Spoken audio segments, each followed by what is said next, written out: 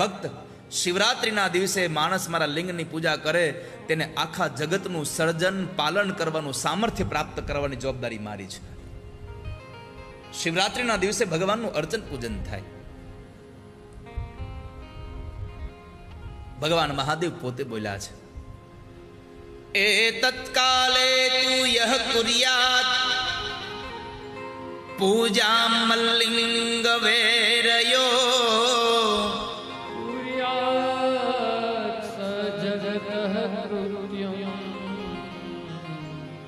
સ્થિતિ સર્ગાદિકમ પુમા. મારું નિષ્કલ અંક, આકૃતિ વિનાનું અંગ, નિરાકાર મારું સ્વરૂપ, અથવા તો વેર, વેરનો એક શિવપુરાણમાં શબ્દ વાપરો, વેર, વેરનો એક અર્થ બતાવ્યો છે મૂર્તિ.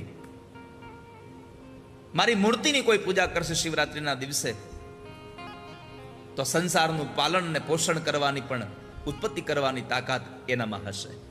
આવો એને બળવાન બનાવીશ. અત્ર દત્તમ કુલમ જપ્તમ સર્વમ કોટિ ગુણમ ભવેત.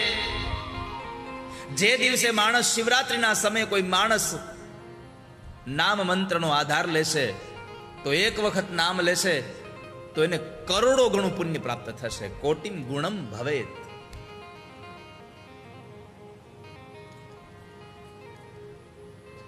અત્ર દત્તમ હુતમ જપ્તમ. બ્રહ્મા અને વિષ્ણુએ ભગવાન શિવને પ્રશ્ન કર્યો છે, ભગવાન, તમે એમ કહ્યું સૃષ્ટિના સર્જનમાં, એ સૃષ્ટિના સર્જનના કાર્યો કરવાની શક્તિ મળે, તમને એ કહો કે સૃષ્ટિ આદિના 5 કૃત્યો છે, એ ક્યાં ક્યાં છે? બ્રહ્માએ અને વિષ્ણુએ ભેગા મળી ભગવાન મહાદેવને પ્રશ્ન કર્યો. સૃષ્ટિ સ્થિતિશ્ચ સંહારસ તિરોભાવપનુગ્રહ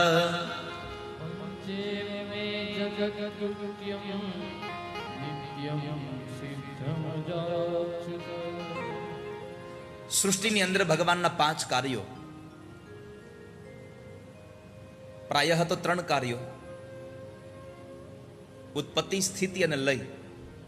પણ શિવ મહાપુરાણમાં 5 કાર્યો બતાવ્યા ભગવાનના. પેલું છે સર્જન, બીજું છે પાલન, અને ત્રીજું છે સંહાર. આ કાર્યોથી આપણે પરિચિત છીએ. આ સૃષ્ટિનું સર્જન પણ ભગવાન કરે, આ સૃષ્ટિની ઉત્પત્તિ પણ પરમાત્મા કરે, અને આ સૃષ્ટિનો સંહાર પણ ભગવાન કરે છે. પણ આપણે સૌ એવું માની રહ્યા છે કે આ બધું આપણાથી ચાલી રહ્યું છે.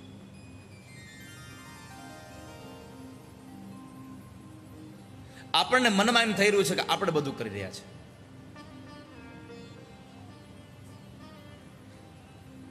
આ બધું જ ભગવાન કરી રહ્યા છે.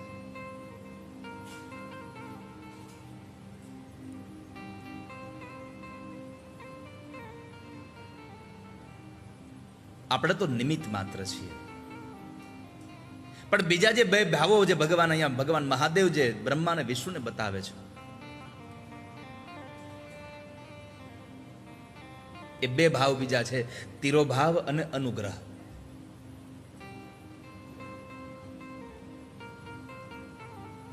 પોતાના આત્માનો તિરોભાવ કરે, જેમ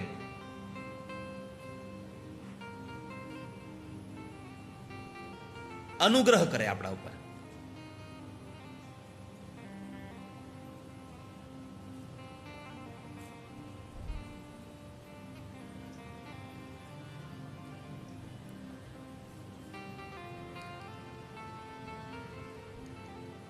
સ્થિતિ, પાલન, સંહાર, તિરોભાવ અને અનુગ્રહ. આપણા 5 પંચમહાભૂતના જે 5 તત્વો છે, એની સાથે આ 5 કર્મને જોડ્યા છે. તમે આમ જોવા જાવ તો પૃથ્વી જલ, તેજ, વાયુ અને આકાશ. પૃથ્વીની સાથે સર્જનને જોડ્યું. સર્જનના દેવ બ્રહ્મા છે. પૃથ્વીથી સર્જન થઈ રહ્યું છે. આ જળથી આ બધું જ પોષણ થઈ રહ્યું. પોષણના દેવ ભગવાન નારાયણ છે. તેજ સંહાર છે, જેના દેવ ભગવાન શિવ મહાદેવ પોતે છે. પછી વાયુ ઉત્ક્રમણ એટલે કે તિરોભાવ, પવન એનો દેવ છે. અને આકાશ આપણા બધા ઉપર અનુગ્રહ કરે છે. આ અનુગ્રહનો ભાવ સ્વયં ભગવાન મહાદેવ પાસે છે. અનુગ્રહાખ્યમ કેનાપી લબ્ધુમ નેવહી શક્યતે.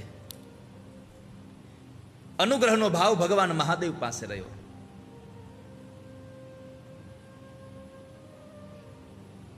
આ શ્લોકમાં ગુરુજી બે અવયવ લગાડ્યા છે. અનુગ્રહાખ્યમ કેના અવયવ લગાડ્યા. આ બે અવયવ લગાડીને ભાષામાં આપણને બતાવ્યું કે આમાં દ્રઢતા બતાવી છે કે જે ભગવાન મહાદેવ કરે બીજું કોઈ કરી શકતું નથી. પરમાત્મા સૃષ્ટિ સર્જન પાલન કરે અને એમાં આપણે સૌ અહીંયા આવ્યા છીએ. બસ નિમિત્ત માત્ર આપણે છીએ. બાકી કરતા, હરતા, ધરતા બધું જ ભગવાન છે. કેમ નહીં દેખાતા? કેમ નથી? પણ ક્યારેક ક્યારેક એવું વિચાર યાદ રાખવો કે દેખાય નહીં એટલે નથી એવું ન સમજવું. એમ તો હવા નથી દેખાતી. દેખાય છે હવા? કે હું આ હવાની વાત કરું છું. બીજે તો જે માણસમાં હવા આવી હોય તરત દેખાય છે. હું જે આ સંસારની પરમાત્મા આપણને જે જીવાડવા માટે જે હવા મોકલે છે એ તો દેખાત તો છે નહીં.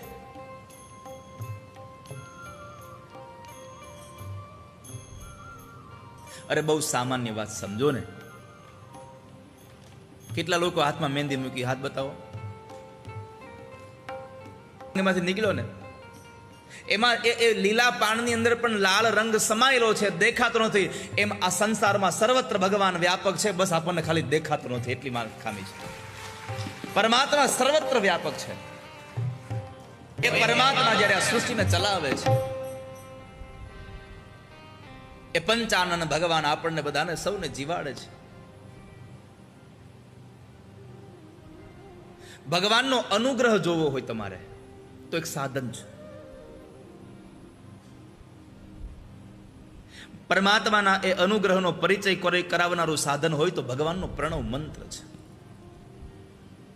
પ્રણવ મંત્રથી આપણને પરમાત્માના આ અનુગ્રહનો આપણને અનુભવ થઈ જાય કે પ્રભુ આપણા પર કેટલા કૃપાળુ છે.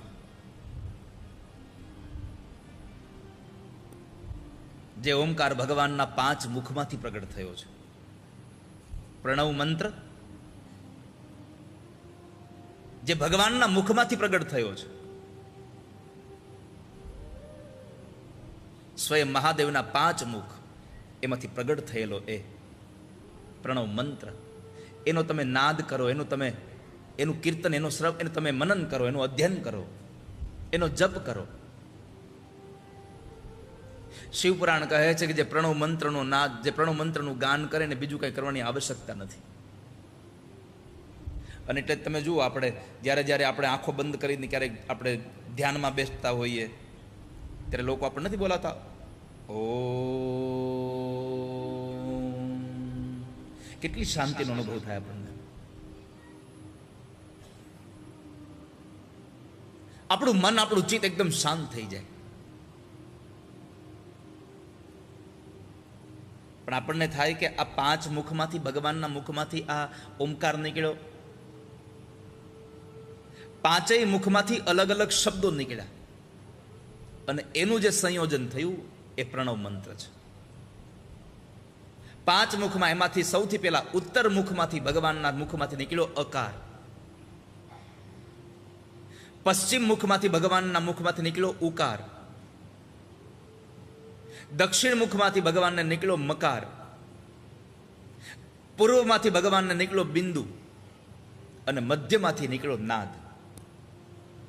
અકાર, ઉકાર, મકાર, બિંદુ અને નાદ, આ 5 શબ્દો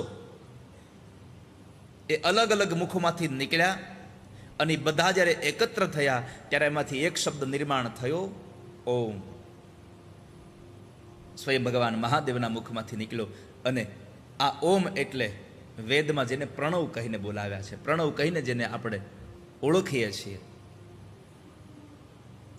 તો આ ઓમકારનો મહિમા એટલો મોટો મહિમા છે. એ મહિમા સમજાવીને ભગવાન મહાદેવ ધામમાં ગયા.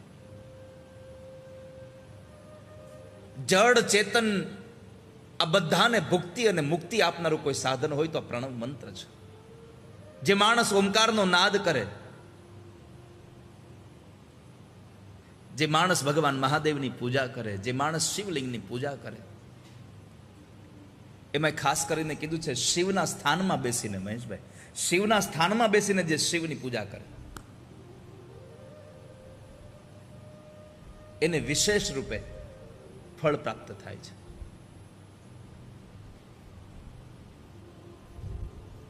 ગ્રંથો બતાવે છે કે શિવજીની મંદિરમાં જે ગામમાં શિવનું મંદિર ન હોય એ ગામમાં વાસ ન કરવો. જે ગામમાં શિવાલય ન હોય એ ગામમાં રહેવું નહીં કોઈ દિવસ.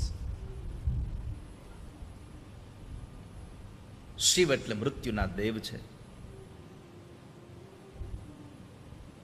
જે માણસ પોતાના મૃત્યુને સતત યાદ કરે એનું મરણ સુધરી શકે. સતત જે માણસ પોતાના મૃત્યુના દેવને યાદ કરતો રહે એ માણસનો અંતકાળ સુધરી જાય છે. ભગવાન મહાદેવ સૌને જાગૃત રાખે છે. આપણને સ્મૃતિ થાય કે મારે એક દિવસ મરી જવાનું છે એટલે આપણે જાગૃત રહીએ કે મારાથી ખોટું કામ ન થઈ જાય. સતત માણસ જાગૃત બનતો રહે છે.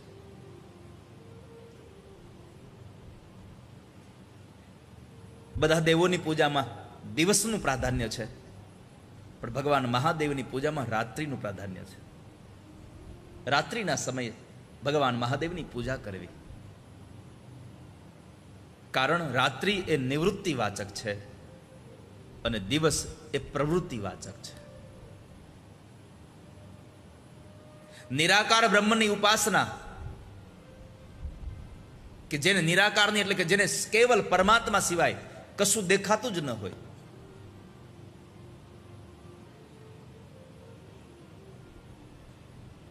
કેવલ બધું જ્યાં હોય ને પરમાત્મા દેખાય. જ્યાં જોવે ને ઈશ્વર દેખાય, જ્યાં જોવે ત્યાં ઈશ્વર દેખાય. ગીતાજી કહે છે યાનિશા સર્વભૂતાનામ તસ્યામ જાગૃતિ સંયમી. જે માણસ સતત જાગતો રહે છે, કેવલ પરમાત્મા સિવાય જ્યાં બીજા કોઈની બીજે કઈ નજર નથી જતી,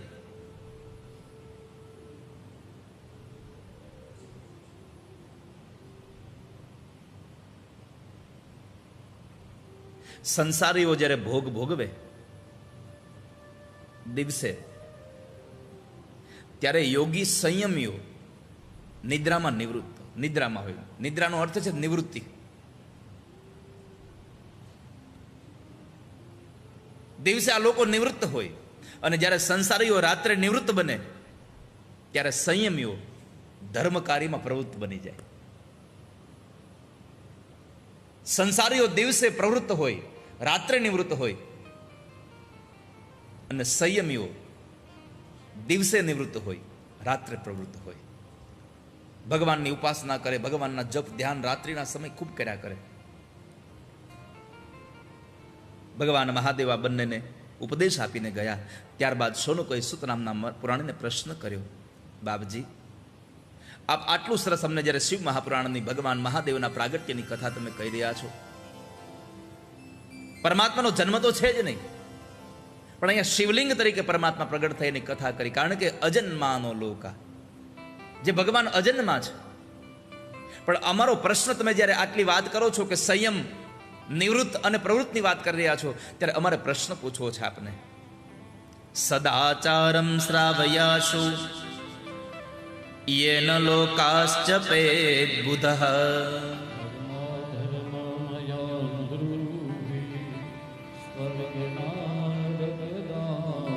અમારી પ્રાર્થના છે સ્વર્ગ અને નર્ક બંનેને આપનારું વર્ણન કરો. જુઓ અહીંયા એણે બહુ સરસ પ્રશ્ન પૂછ્યો. નકર આપણે શું કહીએ? અમને સ્વર્ગનું વર્ણન કરો, અમને જે જોઈ છે એનું વર્ણન કરો. પણ અહીંયા બેયની વાત કરી કે સ્વર્ગ અને નર્કનું વર્ણન કરો. શું કરવું જોઈએ એ તો કયો જ, પણ શું ન કરવું જોઈએ ખાસ કહેજો અમને. આપણે ડોક્ટર પાસે જઈએ અને દવા લઈએ, દવા પીવા આપણે ડોક્ટર એમ કહે કે તમે 3 ટાઈમ દવા પીજો. પછી આપણે ભૂલી ગયા હોય તો દરવાજામાં પાછા વળીએ, ડોક્ટર સાહેબ શું ખાવાનું? અમારે પરેજી પાળવાની વાત કરી છે, અમારે શું જમવાનું? તો અહીંયા પૂછવું છે કે આ કરવું અને આ ન કરવું. આમ જોવા જાવ તો આ વિધિ નિષેધની વાત છે. અહીંયા શું કરવું અને શું ન કરવું. રામાદિવત પ્રવર્તિતવ્યમ. આ સંસારમાં રામ જેવો વ્યવહાર કરવો, આટલું કહી દે તો ચાલે. પણ વિધિ નિષેધની વાત આવી એટલે કહ્યું ન રાવણાદિવત. રામ જેવો વ્યવહાર કરવો પણ રાવણ જેવો તો ન જ કરવો.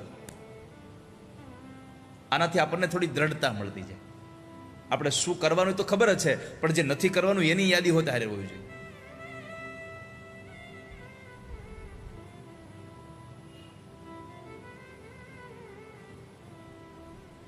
આપણે ક્યારેક ક્યારેક કોઈ જગ્યાએ સૂચના વાંચીએ તો એમાં લખ્યું હોય આટલું આમ કરશો તો આમ થશે, આ ન કરવું.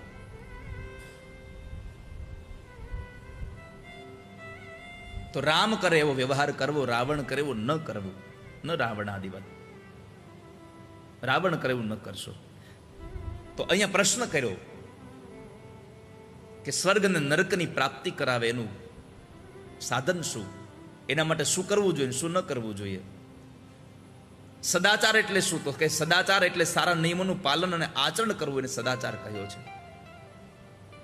ખાલી અહીંયા બેઠા છો તો તમને એક વાત કહી દઉં કે સદાચારને ખાલી સાંભળી લેવાથી તમારા જીવનમાં કંઈ નહીં થયો.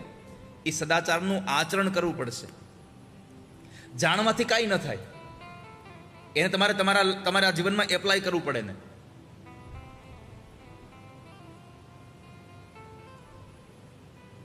કથા સાંભળવાથી ખાલી તમને માહિતી મળશે, પણ આ માહિતીને જો તમારા જીવનમાં તમે એને એપ્લાય કરી દેશો તો આ કથા તમને આનંદનો દાતા બની જશે. દાખલા તરીકે મેડિકલ વાળાને તાવ આવે અને એ આખો દી પેરાસિટામોલ પેરાસિટામોલ પેરાસિટામોલ બોલ્યા કરે, તાવ વયો જાય? ન જાય. એને ખબર છે કે તાવને કાઢવા માટે મારે કઈ દવા પીવી પડે, એને ખબર જ છે. પણ ખાલી જાણવાથી તાવ વયો જાય નહીં, એ દવાને પીવી જ પડે. એમ કથાને સાંભળવાથી બધા રોગ ન જાય, કથાને સાંભળ્યા પછી એને એપ્લાય કરવી પડે જીવનમાં, તો રોગ જાય, નકર રોગ ન જાય. ખરાબ આચરણ કરશો તો દુઃખને પામશો, સારું આચરણ કરશો તો સુખને પામશો. વિદ્યા દુર્વૃત્તિતો દુઃખમ સુખમ વિદ્યાત સુવૃત્તિતઃ.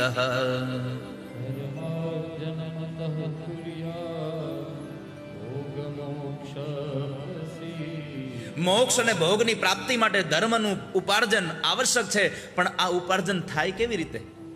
ધર્મથી માણસને મોક્ષ અને મુક્તિ મળે છે, ભોગ મળે છે. તો કહે છે કે આ ધર્મનું ઉપાર્જન એક વસ્તુ થાય, તીર્થયાત્રા કરો, તપ કરો, યજ્ઞ યાગ કરો અને ન્યાયાર્જિત ધનનું દાન કરો. હવે બહુ સરસ વાત પૂછી અહીંયા. તો ન્યાયાર્જિત ધર્મનું દાન કોને કહેવાય? ન્યાયાર્જિત ધનનું દાન કોને કહેવાય? ન્યાયાર્જિતસ્ય વિત્તસ્ય દાનાત સિદ્ધિમ સ્મશ્નુતે. જે માણસ પોતાના ન્યાયથી કમાયેલું ધન છે, પોતાના પરસેવાથી કમાયેલું ધન પરસેવામાં વાપરે, પરસેવાથી કમાયેલું ધન પરસેવામાં વાપરે, એ માણસનું દાન સાચું છે. એ તો ઘણા લોકો જો દાનની તમને ઉદાહરણ આપી દો. જુગારી બહુ બધું જીતે, ધન જીતે જુગારી, એ લાખો રૂપિયાનું દાન કરે. અને મજૂરી કરતો માણસ ખાલી 5 રૂપિયાનું દાન કરે તો લાખો રૂપિયાના દાન કરતા મજૂરી કરીને જેને દાન કર્યું છે એ દાન સૌથી મોટું છે આ સંસારમાં.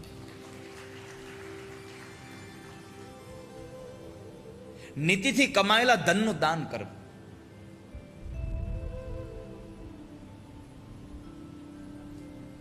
બીજી વાત કરી તીર્થયાત્રા. વર્ષમાં એકાદ વખત તીર્થયાત્રા કરવી.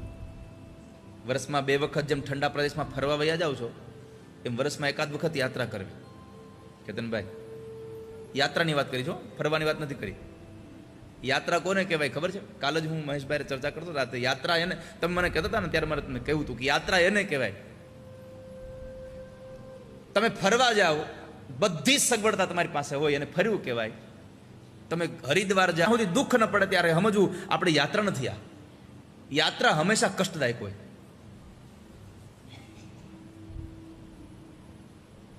પણ આપણે તીર્થોમાં જઈને આપણને એમ થાય કે અહીંયા કઈ તકલીફ તો પડવી જ ન જોઈએ એમને.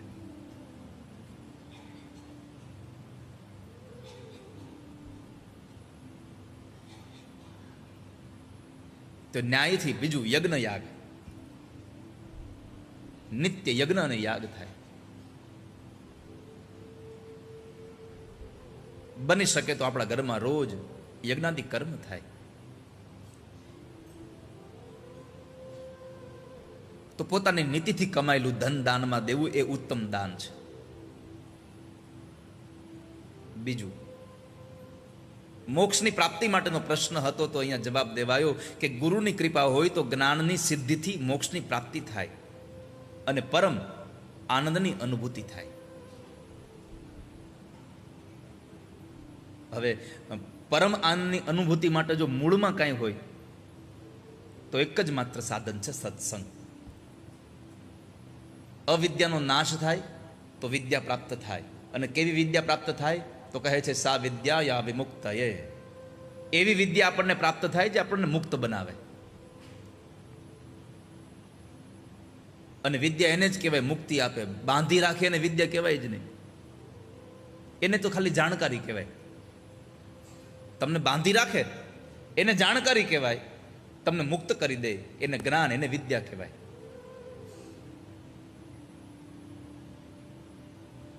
પોતાની સંપત્તિને 3 ભાગમાં વહેંચવી.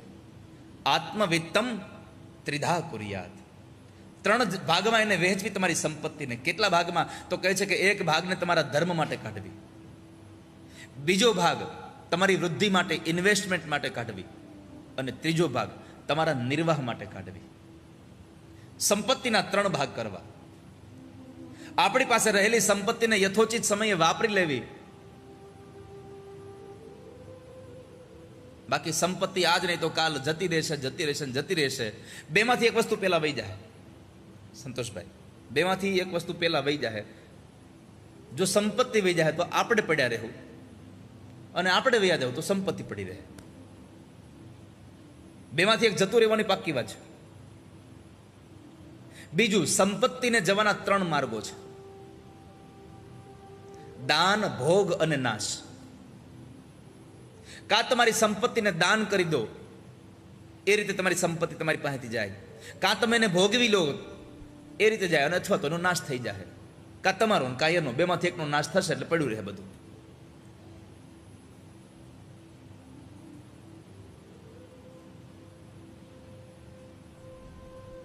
સુતજી કહે છે દાન કરવું, તપ કરવું, તીર્થયાત્રા કરવી, યજ્ઞ યાગ કરવા, આ બધું કરતા કરતા કરતા પણ હે શોનકો, કેન્દ્રમાં યાદ રાખજો ભગવાન શિવ અને પાર્વતીની સેવા અચૂક કરવી.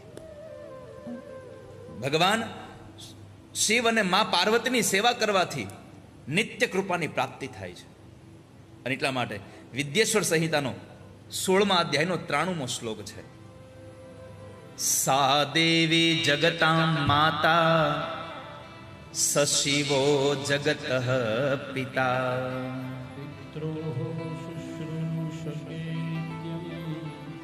કૃપાધિક્યમ હિ વર્ધતે. સા દેવી જગતાં માતા, માં પાર્વતી આ જગતની માં છે. સશિવો જગત પિતા, આખા જગતનો કોઈ પિતા હોય તો એ સ્વયં પરમાત્મા શિવ છે. બધાના બાપનો બાપ કોઈ હોય તો ભગવાન મહાદેવ છે. ક્યાંક મેં વાંચ્યું છે કે ભગવાનના લગ્ન થતા હતા ને ત્યારે ભૂદેવે પૂછ્યું કે તમારા પિતાનું નામ શું? તો કે બ્રહ્મા. તમારા દાદાનું નામ? કારણ કે જ્યારે લગ્ન થતા હોય ત્યારે 3 પેઢીના ગોત્રોચ્ચાર થતા હોય. તો કે તમારા પિતાનું નામ શું? તો કે બ્રહ્મા. તમારા દાદાનું નામ? તો કે વિષ્ણુ. તમારા પરદાદાનું નામ? તો કે પરદાદા તો બધામાં હું જ છું. ભગવાન મહાદેવે કહ્યું બધાનો પરદાદા તો હું એક જ છું, બીજું કોઈ છે જ નહીં આ સંસારમાં. એટલે અહીં લખ્યું સ શિવો જગત પિતા. આખી દુનિયાનો કોઈ પિતા હોય તો ભગવાન મહાદેવ છે.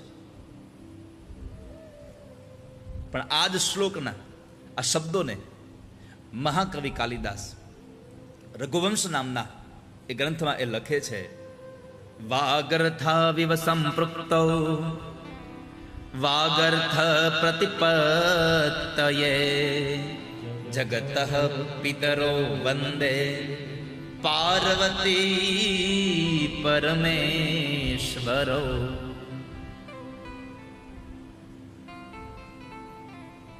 આ સંસારમાં જગત પિતરો વંદે, ભગવાન મહાદેવને જગતના પિતા તરીકે અહીંયા સંબોધન કર્યું. વ્યાસજીના લખેલા પુરાણો ઉપજીવ્ય છે, જેમાંથી અન્ય કવિઓને માર્ગદર્શન મળે છે, વિષય વસ્તુઓ મળે છે, જેમાંથી આ દુનિયાના જે બધા કવિઓ છે એ વ્યાસજીમાંથી થોડું થોડું લઈને, અને આમ પણ તમે જોવા જાવ તો દુનિયામાં બધું જ વ્યાસજીનું હેઠું છે. કોઈ પણ માણસ લખવા બેસે એમાં વ્યાસજીનો છાંટ ન આવે બને જ નહીં.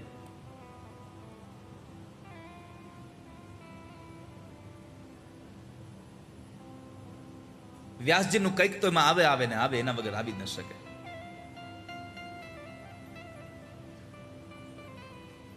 તો સૂતજી કહે છે ભગવાન મહાદેવની ઉપાસના કરવી. પણ ભગવાન મહાદેવની ઉપાસના કરવાની, ભગવાન મહાદેવની પૂજા કરવાના સમયે ખાસ ખ્યાલ રાખવા જેવું છે. મેં ગઈકાલે એક વાત યાદ કરાવી હતી કે ભગવાન મહાદેવના ઉપાસકે ભગવાન શિવની પૂજા કરતા સમયે કપાળમાં ત્રિપુંડ કરવું અને ગળામાં રુદ્રાક્ષની માળા ધારણ કરવી, ભસ્મ ધારણ કરવું, અને શિવ કલ્યાણ કરે છે. જો કે શિવ કલ્યાણ કરે છે એનો મૂળ અર્થ એ છે કે ભગવાન શિવનું નામનો અર્થ જ કલ્યાણ છે. સમ નિત્યમ સુખમાનંદમ ઇકારઃ પુરુષ સ્મૃતઃ વકારઃ શક્તિર્મૃતમ મૈલેનમ શિવ ઉચ્યતે તસ્મા દેવમ સ્વમાત્માનમ શિવ કૃત્વાર્ચયત શિવમ. શિવમાં જે શિવ શબ્દ છે એનો એક અર્થ બતાવ્યો. સ એટલે સુખ અને આનંદ. શી ઈ જે બોલાય છે વચમાં એ પુરુષ છે, અને વ છે એ અમૃત રૂપ માં શક્તિ જગદંબા પોતે છે. તો આમ શિવ અને શક્તિનું મિલન એટલે એ શિવ નામ છે. પુરુષ અને શક્તિનું મિલન, આ ત્રણેય મળે એટલે શિવ જાય. શિવનો અર્થ છે કલ્યાણ. એ જ રીતે ભક્ત હોય તે પ્રસન્ન અને અમૃત તત્વથી સંપન્ન થઈ શિવ પૂજા કરે તો શિવ પ્રસન્ન થાય છે. અહીંયા શબ્દ વાપરો પ્રસન્ન થઈને, દેવો ભૂતવા દેવમ યજેત. તમારે ભગવાનને પ્રસન્ન કરવા હોય તો તમારે પોતાને પ્રસન્ન થઈને બેહવું પડે. તમારું ચિત્ત પ્રસન્ન હોવું જોઈએ પૂજામાં. પરાયણે પૂજા કોઈ દી કરવી નહીં. ભલે તમે અડધો જ કલાક પૂજામાં બેસો, પણ જેટલો કલાક તમે પૂજામાં બેસો એ પ્રસન્ન ચિત્તે બેસો ભગવાનની પૂજામાં. અડધો જ કલાક કથા સાંભળો પણ પ્રસન્ન ચિત્તે બેસવું. પછી એમ થાય કે હવે તો છે ખાડા હાથ થાય ત્યાંથી બેહવું જ પડશે ને. પરાણે નો બેહવું, આટો મારી આવો બાર, એક ચક્કર લગાવી આવો.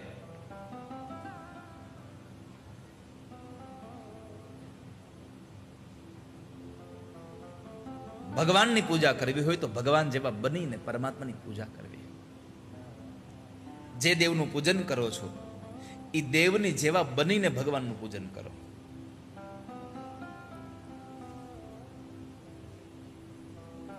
શિવલિંગની ઉપાસનાની વાત બતાવી.